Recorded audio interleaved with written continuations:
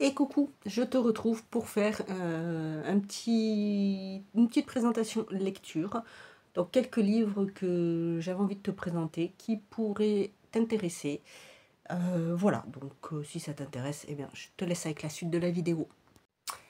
Ça fait un petit moment que je ne vous ai pas fait de revue lecture, donc voilà, pour ceux que ça intéresse. Je voulais vous en présenter quelques-uns que j'ai eus là depuis ces derniers mois. Je vais commencer par un livre que j'ai vu et qui est sur la chaîne c'est Le Souffle des mots, il me semble. J'avais déjà vu, grâce à elle, le livre La théorie des couleurs, qui parle d'une rencontre, donc d'une rencontre d'une personne, d'une jeune fille atteinte de TDAH avec un jeune homme atteint du syndrome d'Asperger, donc qui est vraiment très très très très bien. Et là, elle a présenté, ça fait déjà un petit moment, un livre qui s'appelle Nos destins infinis de Laura Steven. Ils se sont aimés dans toute leur vie, ils se sont tués dans chacune d'elles. Celui-ci, c'est chez Robert Laffont. Vous voyez, en plus déjà, il est très beau. Vous avez une petite phrase ici. Même lorsqu'une étoile disparaît, sa lumière brûle encore des milliers d'années. C'est un livre un peu sur les vies antérieures et les vies futures.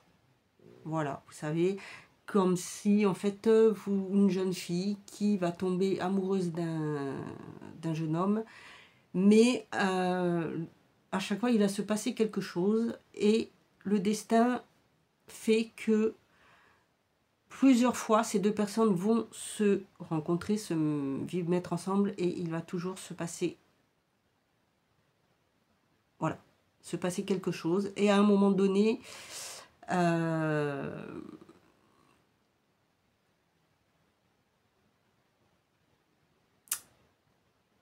il va arriver que c'est, on va dire, un peu cette dernière chance où ils vont se rencontrer et là où il faut que tout change pour que le destin ne soit pas celui qu'il fut depuis plusieurs, je ne vais pas dire années ou décennies, ou voilà, mais qui se passe à chaque fois de la même façon. Donc si vous aimez tout ce qui est un petit peu fantaisie, qui parle un peu de la vie, qui parle des vies antérieures, des rencontres, du destin, je vous conseille celui-ci parce qu'il m'a l'air très très bien. Ensuite, j'ai pris une réécriture parce que vous savez que j'aime ça. Là, j'ai vu qu'il y en a une qui allait sortir, alors je ne sais plus ce que c'est, mais ça change parce que là, c'est encore une réécriture un peu sur plus La Belle et la Bête. C'est Elisabeth Hélène qui a écrit Bonded by Thorn, Best on of the Briar de chez Chatterley. Voilà, donc une réécriture de La Belle et la Bête. Il y a 2 tomes. Vous avez cette version et vous avez la même en relié où vous avez un jaspage qui est comme ceci. Moi, je préférais le prendre comme je préférais prendre voilà, tout simple. Mais vous avez le deuxième, il y a le deuxième tome. Voilà comment il se présente dedans. Voilà, le premier, il est comme ceci. Je vous ai pas montré. Vous avez à l'intérieur, voilà, c'est tout simple. Et là, celui-ci, c'est donc une réécriture. Attention, parce qu'il est quand même assez spicy. Hein, vous avez 3 flammes, donc faites attention. Elle a toujours aimé lire des contes de fées. Elle n'avait jamais imaginé en faire partie. Donc, de très bons retours qui, franchement, me tentent beaucoup. J'en ai entendu parler sur TikTok grâce à Caroline, je crois qu'elle s'appelle, et son compte c'est Au cœur des pages, qui m'a fait découvrir d'autres livres et je n'ai jamais été déçue. Et c'est pas la seule hein, qui en parle, mais voilà, c'est vraiment, ça m'a incité à le prendre parce que j'adore les réécritures. Donc voilà, celui-ci qui vraiment m'a l'air trop bien. Toujours dans les réécritures. Celui-ci, j'avais vu passer quand il est sorti et je l'ai trouvé sur Vinted. C'est la réécriture de la légende du roi Arthur d'Excalibur. Donc c'est un auteur qui l'a écrit, Gabriel Katz, et ça s'appelle, il y a 2 tomes. Le premier, c'est Excalibur, c'est chez Scriméo, La Fabrique des Rois. Il se présente comme ceci. Il est vraiment très très très joli. Dedans, alors... Voilà, la personne m'a mis 2 marque-pages avec, voilà, il est comme ceci à l'intérieur. Il y a à la fin d'autres, voilà, présentations de livres dans le même style. C'est aussi comme ceci, vous avez, voilà, une page et c'est... Comme ça. C'est un relié, mais il n'est pas, il n'y a plus dur en relié, mais c'est un relié. Donc ça va retracer un peu l'histoire du roi Arthur, mais ça change quand même ça change quand même parce que là, donc c'est l'épopée de la table ronde revisitée avec brio par Gabriel Katz. Nous avons de la manipulation, jeu du pouvoir, guerre des clans dans un monde où naissent les légendes.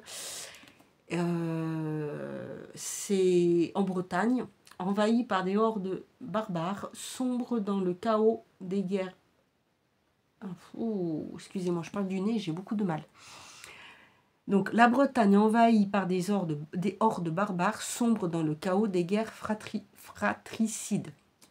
Dans ces âges noirs où aucun seigneur ne parvient à s'imposer, 2 hommes vont échafauder la plus grande supercherie de tous les temps, fabriquer un roi. Leur choix se porte sur Kay, un jeune noble inconnu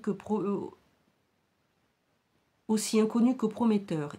Il fondera ses pouvoirs sur une épée prétendument divine qu'il sera le seul à pouvoir tirer d'un rocher. Pour lui donner un trône, les 2 hommes recruteront les meilleurs chevaliers du pays, ne reculeront devant rien ni personne. Une machination parfaitement huilée qui se déroule à merveille jusqu'à l'entrée en scène d'Arthur, le frère adoptif de Kay. Les 2 hommes à l'origine de ce plan machiavélique, on les connaît aujourd'hui sous les noms de Lancelot et de Merlin, et leur histoire est devenue un mythe. Voilà, donc déjà, ça m'a l'air topissime. Je me suis pris aussi également celui-ci. Alors celui-ci, vous allez me dire, waouh, oui, waouh, c'est un pavé. Mais c'est un pavé. Pourquoi? Parce que c'est un intégral. Donc il y a 3 tomes. C'est une fantaisie qui parle de magie, qui parle de vampires, d'amour interdit, de sorcières. Voilà. C'est L.D. Hall qui l'a écrit, L'héritage des sorcières, l'intégrale. Voilà, c'est écrit assez gros. C'est pas mal, j'aime bien l'écriture, donc à lire. Donc voilà, tout ce qui est gros comme ça, je les lis, je les mets en dernier dans ma pile de lecture parce que sinon je ne vais pas m'en sortir. J'ai ensuite pris celui-ci, je l'ai trouvé, non, je l'ai commandé, je ne l'ai pas trouvé sur Vinted celui-là. C'est pareil, ça fait un moment que j'avais envie de les lire. Et en fait, c'est Druide, en anglais Drivoid, je ne sais pas si ça se prononce comme ça, de Laurence Chevalier, De la pluie sur les cendres, tome 1. Voilà, c'est chez... alors, c'est chez qui? Black Queen Edition. Il est sorti en 2021. C'est une saga fantasy pour un public majeur et averti parce qu'il y a, attention, il y a quand même des trigger warnings. Et ce qu'il y a de bien que si on veut bien les savoir, il suffit de flasher le QR code. C'est une princesse mariée de force à un seigneur qui n'a que du mépris pour elle. Leur union fera basculer un royaume. C'est avec des druides. Voilà, donc un univers que j'aime beaucoup, fantasy, avec de la vengeance, de la haine, du désir, de la passion, de la froideur, des clans ennemis, de la rivalité, de la magie, des une union forcée, donc des scènes qui doivent être assez dures pour public averti, c'est-à-dire pour plus de 18 ans. Et là, j'en ai des nouveaux. Je les ai pris. Alors, c'en est un que je cherche. J'ai entendu parler depuis très très longtemps. Je l'ai trouvé sur Vinted. J'ai fait une bonne affaire. Autant des fois, il y en a, ils se croient sur la planète de Casimir. Hein, c'est pas possible en vendant des choses qui vous coûtent la peau des fesses, voire la peau du dos, des bras, le rein et les reins et tout en même temps. Il s'agit de la série Caraval de Stéphanie Garber, qui a été publiée celle-ci chez Bayard. Ils ont ressorti la série, parce que je crois qu'il y a 3-4 tomes, en collector. Voilà. Et je l'ai trouvé à un prix défiant toute concurrence sur Vinted. Au départ, elle était à 24,90 €, elle n'est plus en vente, puisque ça a été réédité. Le premier s'appelle comme ça, ensuite il y a Legendary pour le deuxième, je ne sais plus lequel, les autres. Mais en fait, l'histoire est intéressante, me plaisait beaucoup, et là je me suis dit, bah, ça vaut le coup de le prendre, il est en relief. On peut le trouver sinon en poche, on les trouve en poche, sinon vous les avez sur Vinted, vous pouvez les avoir en brochet classique. Voilà, mais sinon ils sont surtout en livre de poche. Et là, c'est ne vous laissez pas trop prendre au jeu. Ça peut être un peu dans la veine Hunger Games, je pense. Je ne l'ai pas vu et ni lu. Mais ça me fait penser un peu à ce style-là. Scarlett et sa sœur Donatella n'ont jamais quitté l'île où leur père les retient captives. À 17 ans, alors qu'elle est sur le point d'être mariée à un inconnu, Scarlett reçoit une lettre de Légende, le maître du jeu Caraval. Cette année, Caraval aura lieu sur l'île des Songes et Scarlett est invitée. Depuis toute petite, elle rêve d'assister à ce jeu légendaire et fabuleux. Aidée par Julian, un mystérieux marin, les deux sœurs s'enfuient. Mais à leur arrivée, Donatella est kidnappée par Légende. Si Scarlett ne retrouve pas sa sœur avant que les 5 nuits du jeu soient écoulées, celle-ci disparaîtra pour toujours. Donc voilà. Vraiment très bien. Ensuite, il y a celui-ci. C'est pareil, je l'ai trouvé sur Vinted. En relié, collector de Ali Hazelwood, et c'est Bride chez Milady. Il est magnifique. Je vous présente, voilà, comme ceci. Dedans, il est comme ceci. Vous voyez, c'est simple, hein, mais c'est pareil, c'est un roman pour adultes parce qu'il contient des scènes intimes très explicites, donc pas au moins de 18 ans. C'est Misery, l'arc, fille du conseiller vampire le plus puissant du sud-ouest, est un paria. Les jours où elle vivait dans l'anonymat parmi les humains sont désormais derrière elle. On a fait appel pour renforcer une alliance historique afin de maintenir la paix entre les vampires et leurs ennemis mortels, les loups-garous, et elle n'a guère d'autre choix que d'obéir. Les loups-garous sont impitoyables et imprévisibles, et leur alpha, Love Moreland ne fait pas exception à la règle. Sa manière de la regarder, de suivre le moindre de ses mouvements, montre clairement qu'il n'a aucune confiance en elle. Si seulement il savait à quel point il est dans le vrai, car Misery a sa propre raison d'accepter ce mariage de convenance. Des raisons qui n'ont rien à voir avec la politique ou les alliances. Et elle est prête à tout pour récupérer ce qui lui appartient, même si cela signifie une vie de solitude en territoire ennemi, seul avec le loup. Donc, vampire, loup, garou, vous me connaissez pour ceux qui me suivent depuis, voilà, tout pour me plaire. Et ensuite, je me suis pris donc, c'est un roman d'une autrice auto-éditée, Corinne Durand, que j'ai découvert sur TikTok, et j'adore sa présentation, j'aime beaucoup sa façon de montrer, de présenter son livre, et j'ai eu envie donc de le lire. C'est pareil, c'est un beau petit bébé, et c'est Samsara, Funambule cycle 1. Voilà, parce qu'il y a, je ne sais pas s'il va y avoir combien de tomes il va y avoir, donc voilà. C'est une fantaisie, que je ne dise pas de bêtises.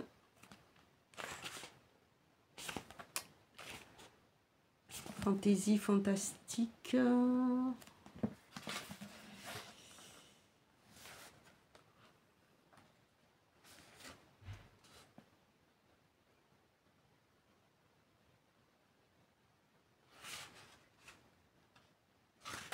Ouais.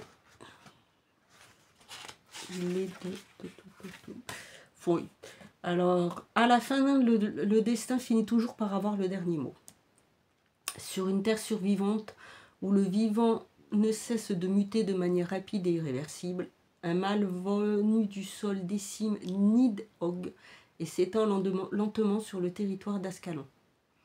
Melchior est un empathique, membre éminent du bunker et passionné par l'histoire du continent, qui regorge de vestiges d'anciennes civilisations.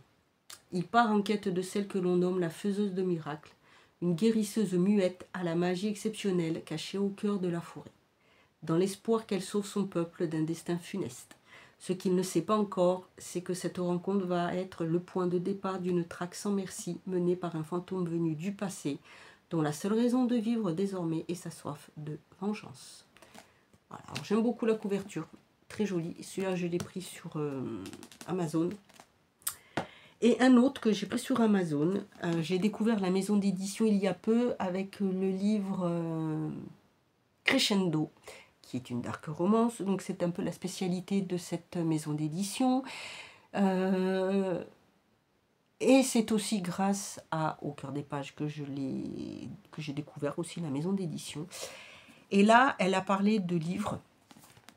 Donc il y en a un, je l'ai précommandé parce que la façon dont elle parle, c'est tellement émouvant que je me suis... Voilà, j'ai pas pu faire autrement, je l'ai acheté. J'en ai pris un autre J'en ai un autre qui va arriver, pareil, qui est précommandé. Et là, c'est toujours de la même maison d'édition, le tome 1 de Solène Luna, Contrainte, le secret des anges. Donc c'est une dark romance, attention pour public averti. C'est aussi mis ici, donc vous voyez. Ce sont des livres, les premiers exemplaires sont avec Jaspage, je ne pense pas que les autres le soient aussi. Donc celui-ci, c'est bien écrit, attention, ce roman contient des scènes difficiles pouvant heurter la sensibilité des lecteurs. Je ne sais pas, mais en ce moment, voilà, je trouve la plume des écrivains de cette maison d'édition vraiment superbe. Et là, c'est il est mon poison, je suis le sien. Nous sommes donc sur une mauvaise rencontre, une nuit d'horreur et la plus grosse erreur de sa vie. Voilà ce qui a conduit Katharina à vendre son corps et son âme au secret des anges, un club discret et prisé afin de rembourser une dette. Aujourd'hui, elle ne vit que pour s'affranchir de son passé, mais ses plans se compliquent lorsqu'elle découvre que son nouveau patron est Drake Lombardi, le chef du gang des ombres. Bien qu'il incarne tout ce qu'elle méprise, Drake exerce sur elle une fascination dangereuse. Katharina va tout faire pour y résister. C'est alors qu'un mystérieux inconnu commence à lui porter un intérêt différent de celui de ses clients habituels. Comme s'il percevait quelque chose en elle que les autres ignorent. Excusez-moi, j'ai du mal, comme vous voyez, je parle d'un peu du nez. Dans un jeu où les règles changent sans cesse, Katharina se retrouve au centre d'une lutte de pouvoir qui dépasse tout ce qu'elle aurait pu imaginer. Donc, hâte de les lire. Vraiment hâte de les lire. Et je me suis dit, j'allais vous partager ça avec vous. Ça pouvait vous donner envie, surtout peut-être les réécritures ou ce livre-là. Parce que vous pouvez voir, je lis vraiment de tout. J'ai mes goûts qui commencent à s'affirmer un peu plus quand même. À 50 ans, il serait peut-être temps. Donc des choses qui me prennent plus. Et j'avais envie de partager ça avec vous. Donc c'est sur ces derniers mois, sur mars, avril et mai. J'en attends encore 3. Là, je vais finir une saga qui est une dark fantasy qui est très bien. Je vous en parlerai peut-être parce que ça peut aussi vous intéresser. Ça peut toujours intéresser certaines personnes si vous voulez lire. Voilà, des histoires assez, assez sympas. Comme je vous ai dit, je vous ferai voilà, je vous recommande quelques livres. Donc je vais vous en faire une sur les livres qui sont pas fantastiques, pas science-fiction, voilà, qui sont un peu plus dans la veine de la théorie des couleurs. Voilà, bah dites-moi si l'un de ces livres vous tente, si ça vous dirait d'en lire quelques-uns. Sinon, vous pouvez, si vous voulez, en audio, ça change beaucoup, énormément. Franchement, il y a des livres, en livre comme ça, qui ne rendent pas la même chose. Et quand on les écoute, eh ben, c'est profond, c'est attachant et ça change vraiment d'une lecture classique. Donc, si jamais vous avez envie de vous mettre à lire, n'hésitez pas à voir. Si vous avez Prime, n'hésitez pas à tester avec Audible. Vous avez même de tout, hein. Vous avez en ce moment